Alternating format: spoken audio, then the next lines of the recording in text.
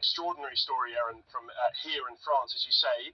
The DGSE, or Directorate General for External Security, as it's known in English, it's essentially the French version of CIA or MI6.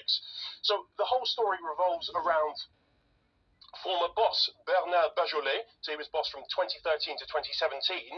He's been indicted for complicity in extortion against a rich entrepreneur who goes by the name of Alain Duménil.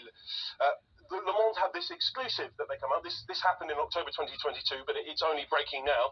Mr. Bajolet and his former deputy are suspected of having allowed or authorized blackmail, essentially. It's really quite embarrassing for the DSE. They normally confine themselves to the shadows. They're now in the spotlight.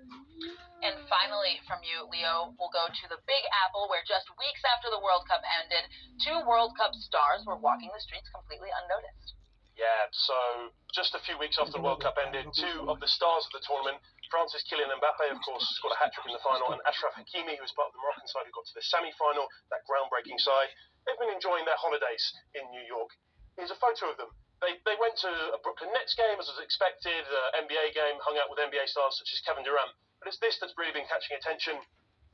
They're enjoying their time completely unperturbed by the public, essentially. They're wearing these balaclavas here. They're walking around New York as if no one knows them, and no one does know them. You can see the comments here. Naomi Campbell, fashion icon, getting involved. I've got a video I can show you. Hopefully this works. It's them, just in New York, enjoying their time.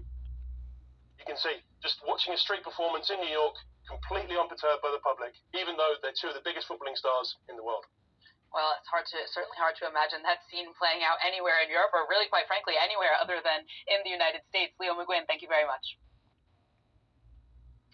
Well, here is a reminder of our top story if you're just joining us, and that is, of course, the funeral services for the late Pope Benedict XVI. As early as 4 in the morning, thousands of mourners have been streaming into the Vatican to attend that funeral. And as a reminder again, for the first time since 1802, a sitting pontiff is presiding over that ceremony. You can hear and see some of those live images there as that service is getting started in St. Peter's Square in the Vatican.